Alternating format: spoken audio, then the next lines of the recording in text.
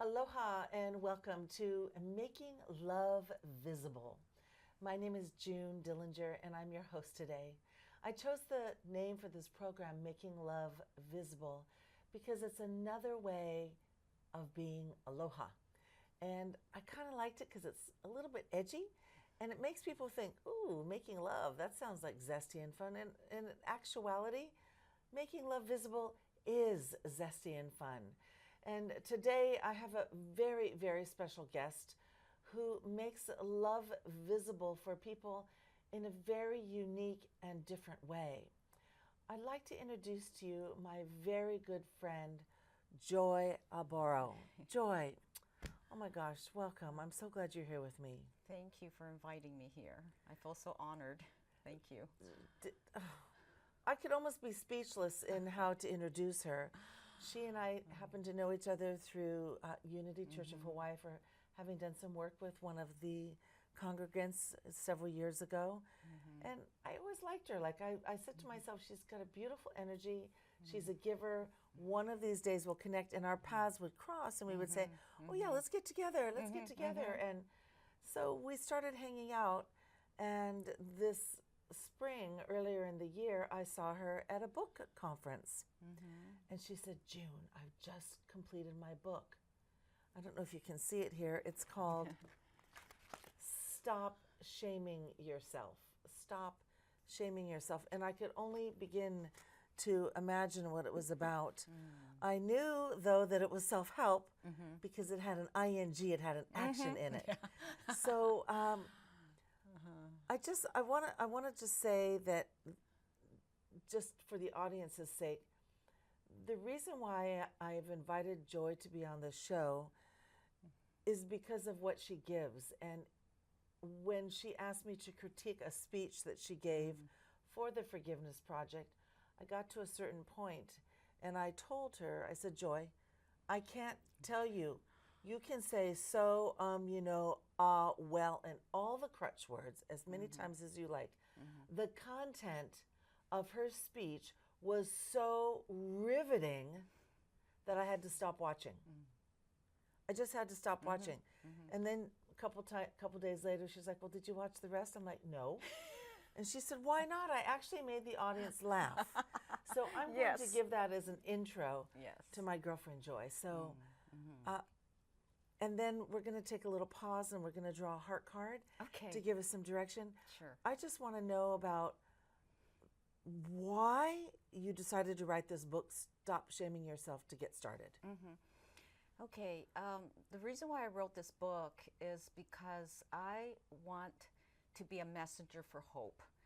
A lot of times when we are being traumatized or abused, we go into silence because there's so much shame attached to what happened to us. And so I wrote this book so that people can overcome the shame. And actually abusers love silence because it protects them.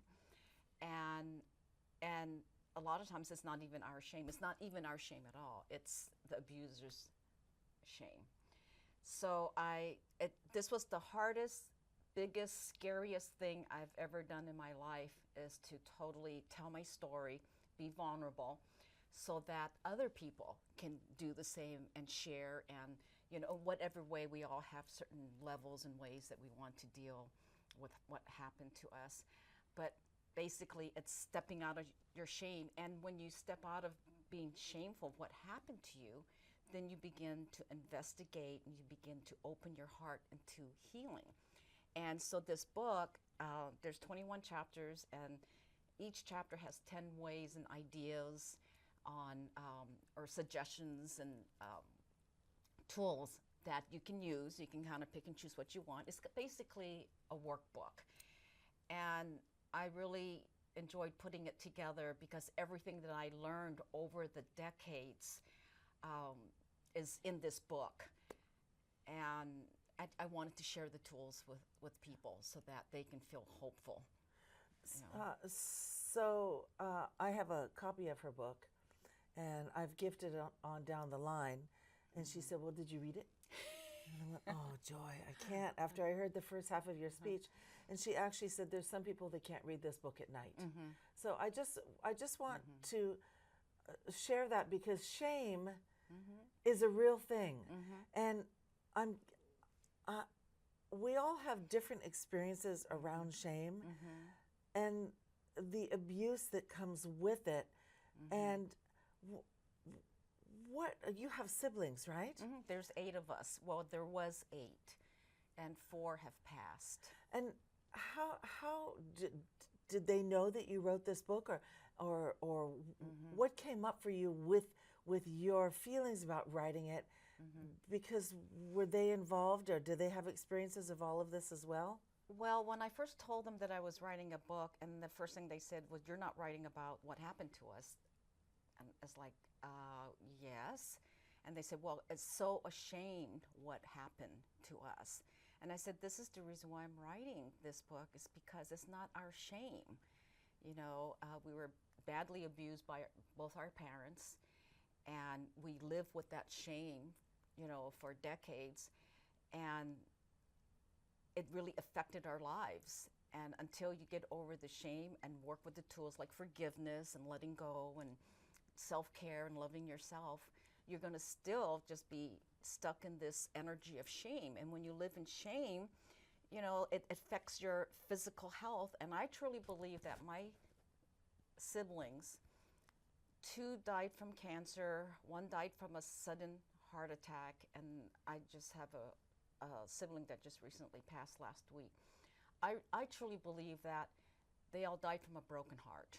I truly believe that. And the physicalness of what showed up, that's just the condition that appeared for them. But I truly believe that they died from a broken heart because not being able to forgive, and there's a lot of negative emotions attached to not forgiving, and shame, you know, like anger and resentment and so on and so forth. So this is the reason why I wrote this book. And like I said, it's very vulnerable. It's very, my editor wrote a introductory and said, if you can't take the story, go straight to the tools and do the exercises. You don't have to read the story. So that's good, because the tools are, you know, very, I mean, intensive and healing. So I'm not saying, I guess what comes up for me now, we don't need to talk about the activities or the actions that happened, because everybody has their own story. Yes. There is a curiosity, which I understand. Like I said, I could only get to a certain point to listen to this, and Joy's like, well, I made everybody laugh. And there were 100 people where she was speaking, and it was an amazing speech. I still haven't watched the second half. I promise you. It's okay. Look, I got 6 months to watch it. I gave myself a year to watch it. And I will do that. And I thought to myself, what am I avoiding? What in me is, am I hiding, or am I afraid to look at, or hurts so much that I can't continue on to watch your talk? Because as I've known Joy, what a beautiful name, right? She's got the most incredible name, and she's gone through hell and stayed in hell for a long time before she could ever get out. And I never knew any of this existed because she was always Joy, this lovely woman that I knew. And so there are these things that are buried, and now you're actually working. Is it with the women's shelter? Tell me a little bit about that. Well, I've been with the Women in Need. They're out of Pearl City, and I go there once a month, and I do workshops with them, and I just love them. They're just amazing women. And I do personal one-to-one coaching. I work mainly with people, not just women, but people who have been abused or traumatized. So I consider myself a recovery coach, and I just love it. This is my passion. It's my passion. But I want to tell you, the funny part in that presentation is that I talk about I paid tons of money on co-pays before I started learning to forgive. So when I started to learn to forgive, then I didn't have to pay numerous amounts You saved money by forgiving. Yes, exactly. So that was the joke in there. Okay. And I made people laugh. Well, there's something to be said about that. I guess when we find a way to get out of our own way and seek help, it's not so scary. Yes. And there are people that are able and want to help, where those are just coping with these symptoms that have damaged their lives, and they go to their graves with. They go to their graves with. Yes, they do. So in writing this book, I mean, writing a book isn't easy. I completed a book just before the pandemic myself called The Benefit of the Ex. And I had shame in that myself, because I was embarrassed because my marriage didn't work out. And I thought my mother said, that's what happens when you have a mixed marriage. And she was talking about herself, because my mother married a man that was a paraplegic, and I was adopted at birth. I didn't know. I thought she was talking to me about the choice that I made, and it wasn't about that at all. So I wasn't listening, and I carried that for years, and wanting to discover what the benefit of my ex was, and being shameful, because for those that don't know, my former husband is Ray Wu. He owns Runner's High in Aiea and up in Ka'uka. He's an incredible man. As a matter of fact, he and his wife were over for dinner last week, because my mother is visiting, and it was my birthday and my son's birthday, and my brother was here. And so when you think about shame, how do you get around that? So once you published your book, what happened in your relationship with your siblings? Well, I did give them each a book, and so far my knowledge, I haven't read it, but I gave it to them anyway. So there's still a lot of things that they need to work out, but that's their journey. And that's one thing that I've learned, is that you have to respect that person's journey, where they're at. And when they're ready to make changes, then they'll reach out. And there's something very valuable when you're reaching out to ask for help, because you're being a hero to yourself. You're putting yourself out there, and then you know that the person is ready. So. Can this topic be used? Well, gosh, all of a sudden I'm thinking about a million different things. I guess shame is a broad topic. It is. Is there a particular, genre is not the right word, but is there a particular arena of work that you do your best help in, your best support? Well, one of the things that changed my life was forgiveness. And when I discovered forgiveness, first of all, I said, no way. There's no way I can forgive my abusers. My abusers were my parents. And I thought, there's no way, so I tabled that, and I continued doing all different kinds of modalities. And then I took a look at forgiveness again. And then when I really took a look at it, I go, I think this could be the key to peace. And when I looked into it and started doing forgiveness work, I mean, it totally changed my life. And part of this book is about forgiveness. Forgiving not just your abusers, but also forgiving yourself. Because a lot of times we're hard on ourselves, and so we need to forgive ourselves for the mistakes that we make and the decisions, that we make. So that was life-changing. Was that something that you knew about, and you were dancing around, looking at, like, oh no, I'm not going to go that way, because did you imagine your life? Well, I'm imagining. Did your life change? Yes. What happened was my life became more peaceful. And one of the things what happens is when you get into forgiveness, especially with others and with yourself and others, you just have a sense of peace. And then from peace, then you get into self-love. And that's one of the biggest things that I learned, is that I had to learn to love myself again. And that was one of the hardest things that I did. But I realized that once you commit to loving yourself, you will be committed to do the work, no matter what it takes. So it took a lot of blood, sweat, and tears. Was there a final drawing point that brought you to this? Like, I'm sick and tired of living this way? I just couldn't do it. I was like a walking dead body, basically. I was just, in skin. And I just couldn't. And then with the several suicide attempts that I remember, there was at least 7. And I thought, God, I can't even kill myself properly. So then I had to finally just say, okay, I got to do something different. So that's when I started making major changes in my life. Forgiveness was a really big part of it.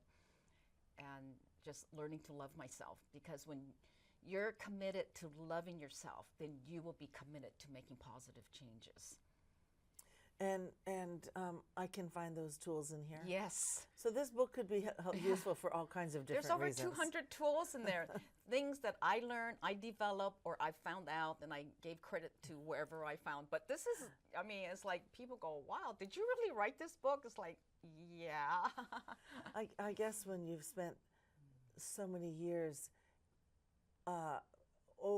overtaken by parental abuse, Yes. and your siblings, and having things, like you said, what was that statement? Abusers like silence, because Yes, then 'cause they it get to keep doing that Yes, it same thing protects over and them. over And that's one of the reasons why I wrote this book. to turn out the abusers. Yes. Got And it. the more people like me and others that speak up, hopefully they'll stop abusing people, because people are going to start talking about them. It's gross. Yeah. Oh gosh, Joy, your story. Anyway, I don't need to be suspense filled. What I do want to do, though, good. is Yes, let's shift a do that. moment and let's draw a heart card. Okay, let's do so that. she's been using these heart cards in her practice. Yes, I love it. And it's been really fun because they have no symbology. They're beautiful words. And the message is, when you let your heart lead, miracles can happen. So let's shuffle the deck and see what comes up. And then we'll do a few more questions from there, because time flies fast when we're having fun. I know. God, it does. Let's see what you have. Okay. This one. Okay. You ready? Yes. Can you all see it? Here. Ooh. What does it say? I am divine. Identity. I am divine. Everyone is. Ooh, I love that. What does that mean to you? What that means to me is that when you look into the higher system and things just, to me anyway, just seems more peaceful, because it's just, us humans, we get stuck. You know, we're meaning-making machines, and we get stuck. We make meaning out of everything. But yet when we look in a divine way, you know, in a very spiritual, metaphysical way, for me, it just seems more peaceful. It's a tough one. I hear that. Identity. I am divine. Everyone is.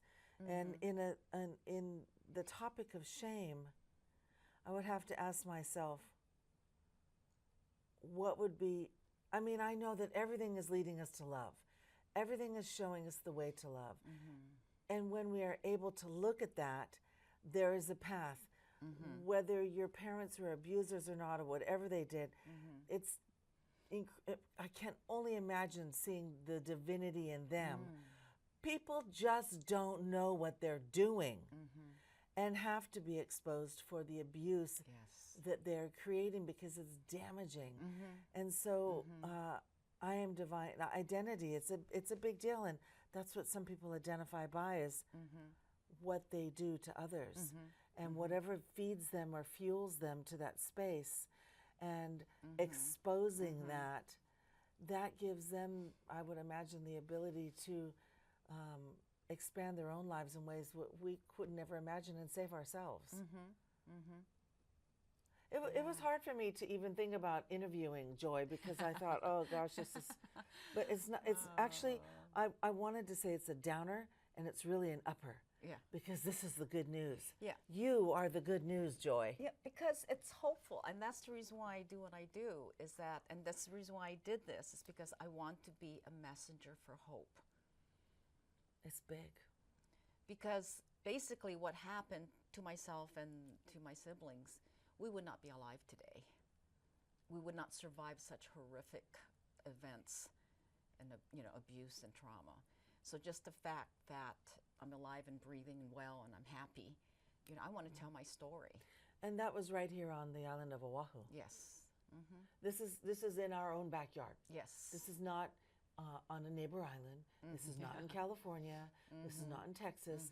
This is on Oahu, on the south side of the island, right? Yeah, in Kalihi Valley, actually. In Kalihi Valley, Yes. actually. So we could bring it in really close to home. So I want you folks to know that there is a possibility for help and support, and tools for transformation are possible. And look, every time I spend time with Joy, I feel joy, because I get to be in her presence, and I feel lifted up, because she's done the work. And if you can imagine what it would be like to do the work, and I can only imagine what the women at the the women in need. the women in need have experienced, begging you to come back. Oh, we need you again. Yes, we need I'm you so again. excited to go back. I'm going back next Wednesday. I go once a week. I mean, once a month now. What's your favorite part about being out there with them? They're just so eager and so enthusiastic to learn and to be better, and to make positive improvements in their lives. And I feel for them. They're women in transition, and I understand. I've lived in group homes and foster homes, and and I understand where they're, at. And I just want to be a messenger for hope, and and give them information and tools that they can use, for their self-growth and success in life. So we just have about 5 more minutes. Oh, wow, they went by fast. Just like that. I want to say that I know somebody that's getting married, and she's sitting next to me. And so I want to ask you about what does love look like for you today? Love looks like, my word for the year is peace. I always choose a word every year, and this year is peace. And I keep drawing the peace card too. Oh, I love that one. And it's just something peaceful between two people. Like we're in harmony. Everything is peaceful and smooth and kind and sweet and loving, and and that's really important to me. Is just peace, and fun, laughter, and just sharing lives together and supporting each other and loving each other, and it just feels really good. And I know this is your second marriage, and so how do your kids feel about this? I don't know. I didn't ask. I could well, ask. there you go. Yeah. You know what? Okay, they were just I here love too. Scott, and this is it, and this is what we're doing, and yeah. It's just, that's because you're taking care of you, and you're number one. Yeah, we take care of each other. Yeah, it's beautiful. Yeah. So there's just a couple more minutes. Is there anything that you feel that I may have missed in sharing with the audience? If I hit all the right points, or we've got about 3 more minutes. Oh, okay. Well, my favorite tool, maybe my top 3 favorite tools, Please. is forgiveness. Definitely forgiveness, and sometimes it's hard to consider, but at least consider it. The other thing is to love yourself, because when you love yourself, like really truly love yourself, you will be committed to do whatever it takes to heal yourself, find some peace, and just to because you're committed, you care about yourself. And the other thing that I really love is that I call it BAPIT, and I use this all the time, and it's called BAPIT, which is beliefs, attitude, and perspective. So when you change those 3 things in your thoughts or your life, Beliefs, attitudes, and perspective. So you BAPIT. So you change your perspective, your attitude, and your beliefs. And when I did that, that was one of the biggest things that helped change me. My past is my past, and I learned from it. So it happened for me and not to me. So I BAPT it. It happened for me, not to me. Yes. There's something that I have said on regular occasion to myself in my own awareness when I have negative thinking. I'll catch myself and I say, okay, how could I say that another way? How could I say that another way? And noticing, so that there is that pathway, that awareness to forgiveness, that awareness to self-love, Yes. and to BAPIT. Yes. Beliefs, attitude, and perspective. BAPIT. I like that. I feel like I'm going to BAP it, and really give it good. It works. It really works. Change your perspectives. Change your perspective. And there's always, I'm a true believer, there's always something positive, a gift, or a miracle in everything that happens, no matter what it is. Yes. There's always something. I have a beautiful photograph of a gigantic boulder, and it says, it's a Zen proverb. It says, what's in the way is the way. What's in the way is the way. And I really like that, because if it's showing up for me, what about this in my world, in my awareness, can I BAP? Mm-hmm. What can I change about my beliefs, my attitudes, and my perspective to get it out of the way? Joy, thank you so much for being here. Can I say one thing? Yes. My favorite quote, I love quotes and phrases, but my favorite from Oprah, she said, true forgiveness is when you can say thank you to that person for that experience. True forgiveness is when you can say thank you to that person for that experience. That's how you make love visible. Thank you so much for joining us on the show today. We look forward to seeing you again. Joy, bless you, and aloha to all of you. True forgiveness, it's yours today. I love you.